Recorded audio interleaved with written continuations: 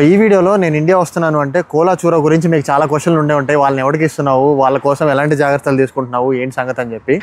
First thing, ఇది మా ఇంటి ముందు కనిపించే ఫ్రంట్ యార్డ్ అనమాట. ఇది దాన్నేమో నేచర్ స్ట్రిప్ అంటారు. ఇవి రెండు కూడా పొద్దున్నే లాన్ మూవింగ్ చేసేసాను, ఎందుకంటే కోలా చూర ఇక్కడే ఆడతారు ఎక్కువ. అది అయిపోయిన తర్వాత అది అయిపోయిన తర్వాత కోలా కిందకి స్నానం చేయించాం. మెరుస్తుంది ఎండలో, చన్నీళ్ళతో స్నానం చేయించాను అని చెప్పి ఎండలో కూర్చొని సన్ బాత్ తీసుకుంటుంది. సన్ బాత్ ఒక్కటే కాదు, ఇక్కడ ఏదో పెట్టింది, నీ రాయలు పెట్టావా. సో కోలాకి స్నానం చేయించేసాను, ఫ్రంట్ యార్డ్ ఇంకా అవి లాన్ మూవింగ్ చేయించేసాను. అట్లనే మీరు చూసినట్టయితే పొట్టిది కూడా సన్ బాత్ తీసుకుంటుంది. 35 డిగ్రీలు ఎండ మాడిపోయి చర్మం పగులుతుంది మాకైతే ఇంత వేడికి. ఆ వేడిలో ఇది బయటకు వచ్చి ఏసీ వద్దని చెప్పి పడుకుంటుంది. మామూలుగా ఇంట్లో నేను ఏసీ ఆపేస్తే 2 నిమిషాల్లో రొప్పుతుంది, ఇక్కడ మాత్రం బయటకు వచ్చి చూసారు అలా పడుకుందో. ఇప్పుడు దాన్ని ట్రిమ్ చేస్తాను, దానికి గ్రూమింగ్ చేస్తాను, దానికి స్నానం చేపిస్తాను. సో వీళ్ళని రెడీ చేయడం వరకు అయితే ఇంతవరకే. నెక్స్ట్ వాళ్ళకి ఇంట్లో ఎలాంటి ఐటమ్స్ తీసుకొస్తాను చూపిస్తాను. అలాగే నేను జర్నీ స్టార్ట్ చేసిన తర్వాత సీసీటీవీలో వీళ్ళని చూసి ఏం చేస్తున్నారో అది మీకు కూడా చూపిస్తాను. ఏమైంది, ఎండలో తీసుకెళ్ళలేదనా, ఇంట్లో ట్యాంట్రమ్స్ చేస్తున్నావు? ఏమైంది, ఉఫ్ అంటున్నావు? హాయ్ చెప్పు అందరికి. ఇక్కడ చూసినట్లయితే కోలా చూరది ట్రీట్స్ బ్యాగ్ ఉందన్నమాట. ఇంట్లో నేనేమేమి ఇస్తానంటే, ఇది షార్క్ కార్టిలేజ్, ఇది ఒకటి ఇస్తాను అప్పుడప్పుడు, వారానికి 2-3 ఇస్తాను. ఇంకా ఇదేమో బీఫ్ స్ట్రాప్స్ అనమాట. అట్లానే చికెన్ జర్కీస్. అలానే ఇందులో కొన్ని బిస్కెట్స్ ఉంటాయి, peanut butter and chicken flavoured అనమాట. ఈ డబ్బా అయితే దాంది కాదులే, ఈ డబ్బా నేను జెల్లీస్ కొనుక్కున్నా, చిన్నప్పుడు జెల్లీస్ తినేవాళ్ళం కదా, ఆ డబ్బా అది. వీళ్ళిద్దరు ఫేవరెట్, పొట్టిదానికి బాగా ఫేవరెట్, టెండర్ స్ట్రాప్స్ క్యాంగ్రూ అని చెప్పేసి, క్యాంగ్రూ జర్కీ అనమాట ఇది. ఇంట్లో ప్రస్తుతానికి ఉన్న ట్రీట్స్ అయితే ఇవి. ఫ్రిడ్జ్లో సార్డిన్స్ ఉన్నాయి ఫ్రోజన్వి. ఇవి కాకుండా ఇంకా కొన్ని అడిషనల్గా ఫిల్ చేస్తాను. అండ్ ఇంకోటి మీరు చూసినట్లయితే ఇక్కడ మీకు కొత్తగా ఈ పెద్ద కేజ్ లాగా కనిపిస్తుంది కదా, దీన్ని కేజ్ అంటారు, ప్లే పెన్ అంటారు అనమాట. ఇంతకుముందు వీళ్ళకు ఉండే క్రేట్ ఇలా ఉండేది, చిన్నది, లెగిసి నుంచోవటం వరకే కుదిరేది. ఇప్పుడు ఈ ప్లే పెన్ ఎందుకు అరేంజ్ చేశానంటే, ఒకవేళ నేను ఆఫీస్కి వెళ్ళి మధ్యాహ్నంలోపు తిరిగి వస్తున్నా సరే లేచి నుంచొని స్ట్రెచ్ చేసుకొని అటు ఇటు తిరగడానికి ఉంటుందని చెప్పి నిన్న నైటే సెటప్ చేశాను. సో ఇంకా ఫుల్గా అవ్వలేదు ఇది. సో ఈ ప్లే పెన్లో ఇక్కడ దీని బెడ్ వేస్తాను, అండ్ అట్లనే ఫుడ్కి కొంచెం స్నాక్స్ అవన్నీ పెట్టేసి వెళ్ళిపోతాను. ఈ మధ్యలో హాల్వే ఏదైతే ఉందో ఇక్కడ చూరని వదిలేసి అన్ని రూమ్స్ తలుపులు వేసేస్తాము. దీని పాత క్రేట్ ఏదైతే ఉందో అది అడ్డు పెట్టేస్తా, ఈ రూమ్స్లో నుంచి బయటికి చూర రాకుండా. ఏమంటావు కోలు, యూ లైక్ ఇట్? నీ అరేంజ్మెంట్ నచ్చిందా నీకు?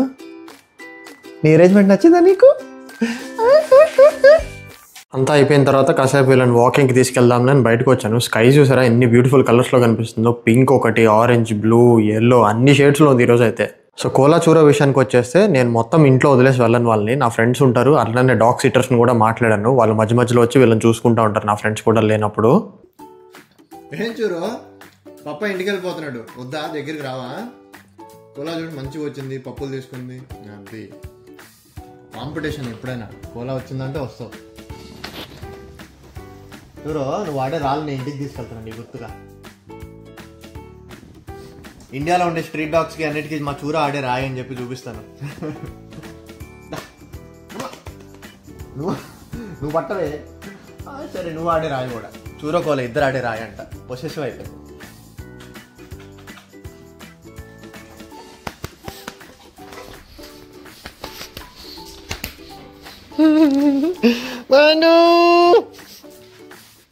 ఏం చేస్తున్నాయి చూర? లగేజ్ అంతా ఇన్స్పెక్ట్ చేస్తున్నావు, కరెక్ట్గా పెట్టుకున్నాను చూడు, నేను ప్యాక్ చేసుకున్నాను చూడు. నీకు కొన్ని చాక్లెట్స్ తీసుకెళ్తున్నా. సో ఈసారి నా ట్రిప్ అయితే కంప్లీట్గా అన్ప్లాన్డ్, అప్పటికప్పుడు వెళ్ళాలనిపించి టికెట్ చేసేసుకున్నాను ఒక 2 days ముందు. ఆ చాక్లెట్స్ కూడా మా రూమ్మేట్ గడిచి తీసుకెళ్ళరా అంటే తీసుకెళ్తున్నాను, నేనైతే ఏం కొనుక్కోలేకపోయా. అట్లనే ప్యాకింగ్ అంతా అయిపోయింది. ఫైనల్గా నేను బయలుదేరాల్సిన టైం వచ్చింది, ఇంకా పూజ చేసేసుకొని గబగబా క్యాబ్ వచ్చేస్తుంది ఆల్రెడీ. ఈ మధ్య చూర కోలా బౌల్స్ కడిగి, నేను స్నానం చేసి, నేను చేతులు కడుక్కొని ఏళ్ళు పగిలిపోయినాయి. ఫోన్ మీద ఫింగర్ ప్రింట్ సెన్సర్ కూడా పనిచేయట్లా, అందుకే గ్లౌస్ కంపల్సరీ వాడుతున్నా. కడిగి తుడిసే వరకే గ్లౌజులు, తర్వాత తీసేస్తాను. దేవుడు దండం పెట్టుకునేప్పుడు మాత్రం చేత్తోనే. హారతి ఇచ్చే టైంకి నా దగ్గరికి వచ్చేయాలి హారతి తీసుకోవడానికి. అని ఎలా అలవాటు అయిందంటే, పొట్టిదాన్ని ఇంటికి తీసుకొచ్చుకున్నప్పుడు వినాయక చవితి ఉండింది, అప్పుడు ప్రసాదాలు తీసుకెళ్ళి నైవేద్యం పెడతాం కదా, ఆ స్మెల్స్కి దగ్గర రావడం అలవాటు అయింది. అప్పటి నుండి నేను ఏం ట్రైన్ చేయకుండానే ఇంకా హారతి ఇచ్చే టైంకి ఆ గంట సౌండ్కి వీళ్ళిద్దరు పరిగెత్తుకుంటూ వచ్చేస్తారు. ఒక్కొక్కసారి కడ్డీలు చూపించేప్పుడు వచ్చేసి పూజ అంతా అయిపోయేదాకా కూర్చుంటారు. భలే అనిపిస్తుంది ఆ విషయంలో మాత్రం. పొట్టిదానికి కంపల్సరీ సింధూరం పెడతాను, దాని స్కిన్ కలర్కి భలేగా అనిపిస్తుంది. కోలాకేమో విభూతి పెడతా, బ్లాక్ కలర్ మీద స్కిన్ మీద హైలైట్ అవుతా ఉంటుంది విభూతి అయితే. ఇటు తిరుగుతుంది ఇప్పుడు, అదిగోండి ఇప్పుడు ఇటు తిరిగిన తర్వాత భలేగా అనిపిస్తుంది కదా విభూతి. దీనికి 2 days నుంచే హోమ్ సిక్నెస్ మొదలైంది, అంటే నా సిక్నెస్. నేను లగేజ్ సర్దుకుంటే దానికి అర్థమైంది వీడు ఎక్కడికో వెళ్తున్నాడు మమ్మల్ని వదిలేసి అని చెప్పి. నేను నార్మల్గా బ్యాగ్ సర్దేది వాళ్ళని పెట్ సిటర్ దగ్గర వదిలేయడానికి, లేదా నేను ఊరెళ్ళేటప్పుడు. ఫస్ట్ టైం నేను ఊరెళ్ళేటప్పుడు బ్యాగ్ సర్దాను, అదే సూట్ కేసు వీళ్ళకి రిజిస్టర్ అయిపోయింది. ఎప్పుడన్నా ఆ సూట్ కేసు పట్టుకుంటే చాలు ఇంకా అంటే అరుస్తానే ఉంటారు ఇంట్లో మొత్తం. ఒక పక్క క్యాబ్ వచ్చేసింది, ఒక పక్క నేను ఇంటికి వెళ్తున్నా 1 year తర్వాత ఫ్యామిలీ మొత్తాన్ని చూస్తున్నా అనే ఎక్సైట్మెంట్, ఇంకో పక్క వీళ్ళిద్దరిని వదిలేసి వెళ్ళాలి, వీళ్ళిద్దరిని కూడా మా ఇంట్లో చూపిస్తే బాగుండేది అనే బాధతో కూడా నేను వెళ్తున్నాను. కాకపోతే ఈసారి మా ఇంట్లోనే పెట్ సిటర్స్ వచ్చి చూసుకుంటారు, అదే ధైర్యం. సో మొత్తానికి నా 1 year యూట్యూబ్ జర్నీ స్టార్ట్ చేసిన తర్వాత ఇప్పుడు వెళ్తున్నా ఇండియాకి. వీళ్ళిద్దరిని వదిలేయాలంటే నాకైతే చాలా హెవీ హార్ట్తో వెళ్తున్నాను. ఇందాక దాకా సెండ్ ఆఫ్లు ఇచ్చేసి, ట్రీట్లు ఇచ్చేసి, ముద్దులు ఇచ్చేసి అన్నీ ఇచ్చేసాను. వీళ్ళ గురించి అప్డేట్స్ మేబీ 1-2 రోజులు పోస్ట్ అవుతాం, కష్టంగా ఉంటుంది. మధ్య మధ్యలో నా ఫ్రెండ్స్ వీళ్ళ వీడియోలు తీసి పంపిస్తూ ఉంటే నేను దాన్ని పోస్ట్ చేస్తాను, మీకు చూపిస్తాను వీళ్ళు ఎలా ఉన్నారు, ఎలా పర్ఫామ్ చేస్తున్నారు అని. అండ్ అలానే సీసీటీవీ కూడా ఇన్స్టాల్ చేశాను, ఏం చేస్తున్నారు పిల్లలు నాటీగా అవన్నీ అప్పుడప్పుడు మీకు షార్ట్స్ పెడతా ఉంటాను. హోప్ఫుల్లీ ఇండియాలో నాకు టైం దొరికితే ఇండియా బ్లాగ్ షూట్ చేసి పెడతాను. ఇప్పుడైతే ఎయిర్పోర్ట్కి వెళ్ళిపోవడం. నేను ఎయిర్పోర్ట్కి వెళ్తుంటే కోలా ఎందుకు వెళ్ళనిస్తుంది నన్ను, దాన్ని ఏదో నేను కార్ రైడ్కి తీసుకెళ్తున్నట్టు, ఏదో ట్రిప్కి వెళ్తున్నట్టు ఫీల్ అవుతుంది. ఆల్దో దానికి అర్థమైంది నేను వదిలేస్తున్నట్టు, కాకపోతే దాని ఎగ్జైట్మెంట్ కూడా ఉంది, కార్ ఎక్కించుకొని వెళ్తాడు ఇటు అని. నేను క్యాబ్ ఎక్కేదాకా నా వెనకాల, క్యాబ్ ఎక్కి ఒక అడుగు ముందుకెళ్ళిన తర్వాత కూడా పరిగెత్తుకుంటూ వచ్చింది. ఇంకా మా వాడు కెమెరా ఆపేసి దాన్ని పట్టుకునే పనిలో ఉన్నాడు, స్టే అని కమాండ్ ఇస్తే తప్ప అక్కడ కూర్చోలేదు. కోలా ఎంత సెంటిమెంట్లో, చూరో మాత్రం దానికి డెడ్ ఆపోజిట్. ఆ బొక్కలే తిరిగెళ్ళోడు రాకుండా ఎక్కడికి పోతాడనే ధైర్యంతో వెళ్ళిపోయింది దాన్ని రాయి తెచ్చుకోవడానికి. సో ఎయిర్పోర్ట్కి ఇప్పుడే దిగాను, ఇది డ్రాప్ ఆఫ్ జోన్ అనమాట. నేను డిపార్చర్ అయ్యేది టెర్మినల్ 2 నుంచి. సో 1 minute డ్రాప్ ఆఫ్ జోన్లో క్యాబ్ నన్ను డ్రాప్ చేసేసి వెళ్ళిపోయింది. లోపలికి వెళ్ళి ముందు లగేజ్ వెయిట్ చేయాలి, ఎందుకంటే మన ఇంట్లో ఉన్న వెయిట్ మెషిన్స్కి ఇక్కడ ఎయిర్పోర్ట్లో ఉండే వెయిట్ స్కానర్స్కి చాలా డిఫరెన్స్ ఉంటుంది. నాకైతే 19 kilos అని చూపించింది, ఎయిర్పోర్ట్కి వస్తే 20 kilos అని చూపిస్తుంది. సో లగేజ్ అయితే వెయిట్ చెక్ చేసుకున్న తర్వాత ఎయిర్పోర్ట్ లోపల నేను చెక్ ఇన్ చేయాల్సిన కౌంటర్ ఉంటుంది కదా, ఆన్లైన్ చెక్ ఇన్ చేసిన బ్యాగేజ్ అయితే మనం హ్యాండ్ ఓవర్ చేయాలి కదా. ఏ లొకేషన్లో ఉంది, ఏ కౌంటర్లో ఉంది చెక్ చేసుకోవాలంటే మనకి ఇక్కడ పిల్లర్స్ పైన ఆల్ఫాబెట్స్ కనిపిస్తున్నాయి కదా, ఆల్ఫాబెట్స్కి అగెయిన్స్ట్గా ఏ ఎయిర్లైన్స్ ఎక్కడ చెక్ ఇన్ చేస్తుందని చూపిస్తారు స్క్రీన్ మీద. నేను ఎక్కవలసిన flight MH148 Malaysian airlines. So నేనైతే ముందు ఏమాత్రం లేట్ చేయకుండా వెళ్ళి బ్యాగేజ్ అంతా హ్యాండ్ ఓవర్ చేసేసాను. ఆ తర్వాత నేను ఈరోజు ఫ్లైట్లో నాతో పాటు ఇంకొక ప్యాసింజర్ని అసిస్ట్ చేస్తున్నాను. అంటే మన తెలుగు గ్రూప్స్లో ఒకరు పెట్టారు, మా మదర్ ఇండియా వెళ్తున్నారు, సేమ్ డేట్లో ఎవరైనా వెళ్తుంటే హెల్ప్ కావాలి ఎయిర్పోర్ట్లో దిగేదాకా హైదరాబాద్లో అని చెప్పి. నేనైతే ఆంటీని తీసుకెళ్ళడానికి ఒప్పుకున్నాను. ఇలా మన గ్రూప్స్లో మనం పోస్ట్ చేస్తే పెద్దవాళ్ళకి హెల్ప్ కావాలంటే అందరూ చేస్తారనమాట. నేనైతే బోర్డింగ్ పాసెస్ ప్రింట్ తీసుకుందామని వచ్చాను. ఇక్కడ చేసుకుంటే తర్వాత బ్యాగేజ్ హ్యాండ్ ఓవర్ చేసేటప్పుడు టైం సేవ్ అవుతుంది. టికెట్ మీద ఇచ్చే బార్ కోడ్ మనం స్కాన్ చేస్తే బోర్డింగ్ పాసెస్ ప్రింట్ అయిపోతాయి. ఎయిర్లైన్స్ వాళ్ళు పెట్టిన మ్యాండేటరీ సిస్టమ్ ఇది. లైన్లో అందరూ వెయిట్ చేయకుండా ఎక్కువసేపు కన్వీనియన్స్ కోసము. అక్కడ అసిస్టెంట్స్ ఉంటారు, వాళ్ళని అడిగితే ఎలా ప్రింట్ చేసుకోవాలో కూడా చూపిస్తారు. మొత్తం ప్రింట్ అయిపోయిన తర్వాత నా బోర్డింగ్ ఏ టైంకి ఏ గేట్ దగ్గర ఫ్లైట్ ఎన్నింటికి డిపార్చర్ అవుతుంది. అండ్ అలానే కొన్ని వార్నింగ్స్ కూడా ఇస్తారు. అంటే లగేజ్లో కెన్ టేక్, కెనాట్ టేక్ అని కొన్ని ఐటమ్స్ ఉంటాయి కదా, బ్యాటరీస్ ఇలాంటివి అయితే హ్యాండ్ బ్యాగ్స్లో ఒప్పుకోరు, మెయిన్ లగేజెస్లో వేసేయమంటారు. ఇది డిపార్చర్స్ గేట్ అనమాట. మెల్బర్న్లో మాకు డిపార్చర్స్ గేట్ దాకా లోపలికి రానిస్తారు ఎయిర్పోర్ట్లో. మన హైదరాబాద్ ఎయిర్పోర్ట్లో అయితే ఒక పెద్ద గ్లాస్ షీల్డ్ పెట్టేసి ఉంటుంది, అక్కడ ఒక చిన్న హోల్ ఉంటుంది అద్దానికి, ఆ హోల్ నుంచి ఫింగర్ టచ్ చేయొచ్చు కామెడీగా. నేను విన్నది ఏంటంటే ఒకప్పుడు మన దగ్గర కూడా మనీ పెట్టి టోకెన్స్ కొనుక్కుంటే లోపల డిపార్చర్స్ దాకా వెళ్ళొచ్చు అని చెప్పి. పోను క్రౌడ్ పెరుగుతుంది కాబట్టి నాకు తెలిసి రెస్ట్రిక్షన్స్ పెట్టినట్టున్నారు. సో ఇంకా ఆంటీ నేను డిపార్చర్స్ గేట్లోకి లోపలికి వెళ్ళిపోయాం ఫ్లైట్ బోర్డ్ అవడానికి. ఎయిర్పోర్ట్ లోపల చూస్తే కనుక డ్యూటీ ఫ్రీ షాప్స్ అయితే ఉంటాయి. డ్యూటీ ఫ్రీ షాప్స్ లోపల నుంచి మన టెర్మినల్లోకి అండ్ మన గేట్ దగ్గరికి వెళ్ళాలన్నమాట. ఫారెన్ నుంచి ఇండియా ఎవరైనా వస్తుంటే ఈ వీడియో చూస్తుంటే నాదొక చిన్న అడ్వైస్, లగేజ్లో మనం లిక్కర్ బాటిల్స్ లేదా ఏదైనా వాచెస్, పర్ఫ్యూమ్స్ అన్ని పెట్టుకునే బదులు డ్యూటీ ఫ్రీ షాప్స్లో తీసుకుంటే అది హ్యాండ్ బ్యాగేజ్ వెయిట్ కింద క్యాలిక్యులేట్ అవ్వదు. అండ్ అలానే ఇక్కడ ప్రైసెస్ తగ్గుతాయి అనమాట. GST అనేది అప్లై అవ్వదు ఈ ప్రైసెస్ మీద, డ్యూటీ అనేది ఉండదు. అందుకని చెప్పి ఇక్కడ తక్కువ ప్రైసెస్కి వస్తాయి.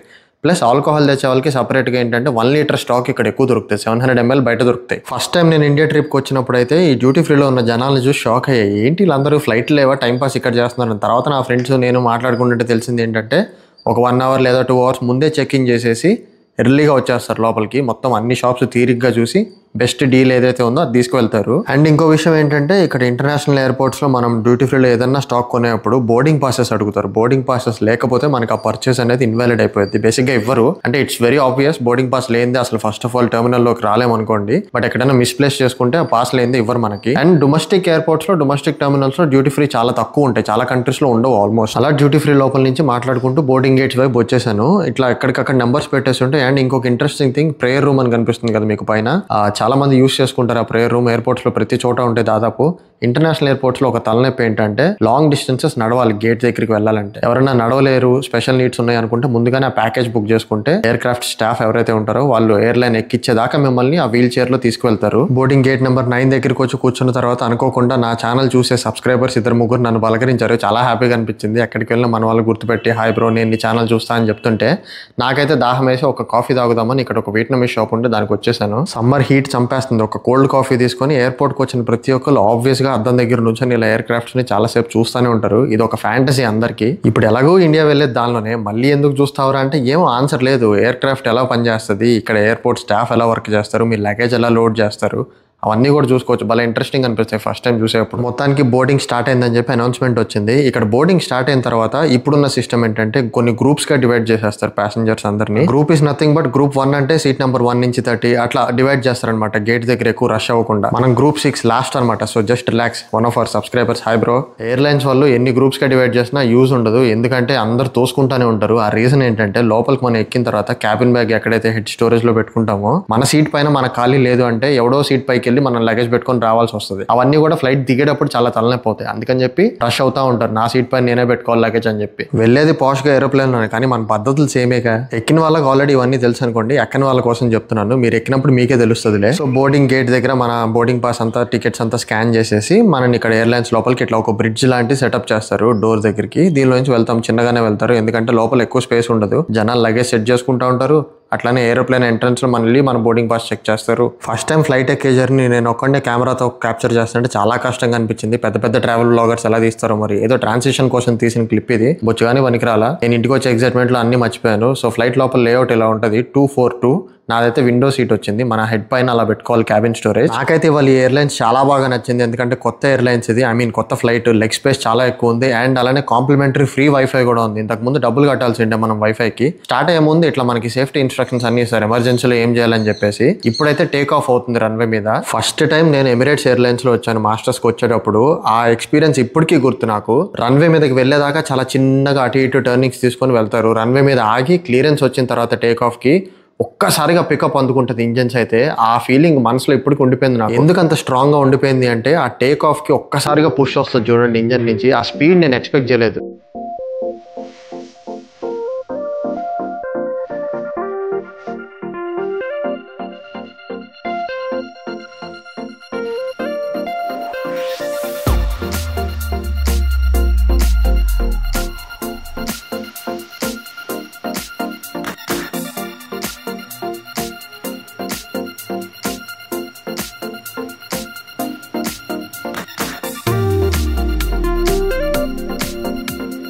అవగానే స్నాక్స్ అయితే ఇచ్చారు, సాల్టెడ్ పీనట్ ప్యాకెట్స్. ఎందుకంటే చెవులు పట్టేస్తాయి కొంతమందికి, తినగానే సెట్ అయిపోతుంది. ఈ లోపు వాష్రూమ్కి వచ్చాను, అది చూపించేస్తాం మీకు. లోపల ఇట్లా మనం డోర్ వేసుకోగానే స్లైడ్ చేయాలి, లాక్ అవుతుంది. అప్పుడు ఆక్యుపైడ్ అని బయట కనిపిస్తుంది. సో ఎవరు తలుపు తీయడానికి ట్రై చేయరు. ఇది ఫ్లష్ బటన్ అనమాట. దీని పక్కనే నేను చూపిస్తున్న బోర్డు వచ్చేసి బేబీస్ ని పడుకోబెట్టి డైపర్స్ మార్చడానికి. ఎత్తుకొని మార్చలేరు కదా మదర్స్ కి, కన్వీనియంట్ గా ఉండటానికి. అట్లానే మనం ఇటు సైడ్ తిరిగితే మనకి హ్యాండ్ వాష్ ఉంటుంది. దాని పక్కనే హ్యాండ్ వైపింగ్ టిష్యూస్ కూడా ఉంటాయి. Hot water and cold water కూడా ఉంటాయి ఇక్కడ. ఒక 1 hour లేదా 2 hours ఇంటూ ద జర్నీ మనకు ఫుడ్ అయితే సర్వింగ్ చేయడం స్టార్ట్ చేస్తారు. ఇట్లా ట్రాలీలో తీసుకొచ్చి మనకు అందరికి సర్వ్ చేస్తారు. జ్యూసెస్, కాఫీస్, ఇంకా డ్రింక్స్ కూడా ఉంటాయి. హిందూ వెజిటేరియన్ మీల్ సెలెక్ట్ చేసుకున్నాను నేను. మొన్న షార్ట్ కూడా పెట్టా దీని గురించి. మనకి in flight menu number of choices ఉంటాయి, వెజ్ అండ్ నాన్ వెజ్. అలానే జైన్ మీల్స్ కూడా ఉంటాయి. అలానే ముస్లిమ్స్ కి అయితే హలాల్ మీల్స్ కూడా ఉంటాయి. వీళ్ళు ఇచ్చే మీల్స్ అయితే టేస్ట్ బాగానే ఉంటుంది. అంత పైకి వెళ్ళిన తర్వాత నాకు చాలా మంది చెప్పిన దాని ప్రకారం టేస్ట్ బట్స్ ఏం పని చేయవు అని చెప్పేసి, ఏది ఇచ్చినా బాగానే ఉంటుంది అని చెప్పి అన్నారు. సో నాకైతే చపాతీస్, ఇంకా రైస్, పప్పు, ఒక కర్రీ కూడా ఇచ్చేసారు. దాంతోపాటు బ్రెడ్, బటర్ కూడా ఇచ్చారు. అండ్ సాలెడ్ కూడా, ఒక డెజర్ట్ ఇచ్చారు. ఇది ఎలా ఉంటుందో తెలియదు. సాలెడ్ లో ఫ్రూట్స్ అండ్ వెజిటబుల్స్ కలిపి ఉన్నాయి. ఈ సాలెడ్ లో పైనాపిల్ ఒకటి, కుకుంబర్ ఒకటి, ఇంకా చిల్లీ ఫ్లేక్స్ వేశారు. దానిపైన లెమన్ జ్యూస్ అండ్ వెనిగరేట్ చల్లిచ్చారు. అట్లానే రాకెట్ లీవ్స్ కూడా ఉన్నాయి. సప్పతిండ్లు తప్పించుకుందాం నేను ఇండియా వస్తుంటే ఇటు ఫ్లైట్ లో కూడా సప్పతిండ్లే వచ్చాడు. ఫ్రీ వైఫై ఉందని చెప్పా కదా. ఈ లోపు నా చూరా ఏం చేస్తుంది ఇంట్లో చూస్తున్నాను కెమెరాలో. చూరాని కోలాని చూసుకోవడానికి ఒక సిట్టర్ ని మాట్లాడాను. మా వాడు జాబ్కి వెళ్ళిపోతే ఆమె వచ్చింది. మధ్యాహ్నం 2 అయింది అనుకుంటా దాదాపు నేను ఫ్లైట్ లో ఉన్నప్పుడు. ఆమె చూడంగానే ఎక్సైట్మెంట్ అసలు ఆ ప్లేస్ లో నేను ఉంటే ఎంత బాగుండేది అనిపించింది. పొట్టిదాన్ని ఇంట్లో జూమీస్ అయిపోయిన తర్వాత వీళ్ళిద్దరిని వాకింగ్ కి తీసుకెళ్ళిన తను. ఫస్ట్ టైం కోలాచూర నా కోసం కాకుండా వేరే వాళ్ళ కోసం ఎగ్జైట్ అవుతుంటే భలే బాధేసింది. ఎందుకంటే ఆల్రెడీ ఒక 1.5 month వాళ్ళకి దూరంగా ఉండబోతున్నాను. అండ్ అలాగే నేను లేనప్పుడు వాళ్ళు హ్యాపీగా ఉన్నారు అంటే నాకు ఇంకా మంచిదే, చూసుకోవడానికి ఉన్నారని. కాకపోతే ఆ హోమ్ సిక్నెస్ ఉంటుంది కదా. ఈ బండదేమో ఈ లోపు దొల్లేసి మొత్తం కబ్బు చేసుకుంది. ఫ్రెష్ గా స్నానం చేపి వదిలి పెడితే ఇది మాత్రం ఇలా చేసింది. చూసుకోండి అయ్యా మై డియర్ సబ్స్క్రైబర్స్, 4 రోజుల నుంచి ఒకటే మ్యూజిక్, చూరో కోలా ఎక్కడ బాగా చూసుకున్నారా. సో ఇప్పుడైతే మళ్ళీ నా డెజర్ట్ విషయానికి వచ్చేద్దాము. సో నా డెజర్ట్ విషయానికి వచ్చేస్తే ఏదో కేక్ పీస్ మీద విప్డ్ క్రీమ్ పెట్టేసి ఇచ్చారు. పర్లేదు, బానే ఉంది. మధ్యాహ్నం ఒక 3-4 అవర్స్ గ్యాప్ తర్వాత, అంటే ల్యాండింగ్ ఒక 2 అవర్స్ ముందు వెజ్ పఫ్ ఇచ్చారు. మెల్బర్న్ లో 7-Eleven లో ఒక వెజ్ పై దొరుకుతుంది కదా, సేమ్ అదే పేస్ట్రీ లాగా ఉంది విత్ యాపిల్ జ్యూస్. ఇంకా నా పక్కన ఆంటీ ఏమో ఫ్రూట్ బౌల్ పెట్టుకున్నారు. ఆమె మెనూ మొత్తం కూడా ఫ్రూట్సే సెలెక్ట్ చేసుకున్నారు. ఆ ఫ్రూట్స్ ఏం కడుపు నిండుతో కానీ అందులో కూడా కొంచెం నాకు ఆఫర్ చేస్తున్నారు పాపం. విండో బయట మీకు కనిపిస్తుంది మలేషియన్ స్కై. మీకు మలేషియన్ స్కైకి, ఆస్ట్రేలియన్ స్కైకి, ఇండియన్ స్కైకి డిఫరెన్స్ ఏంటో తెలుసా?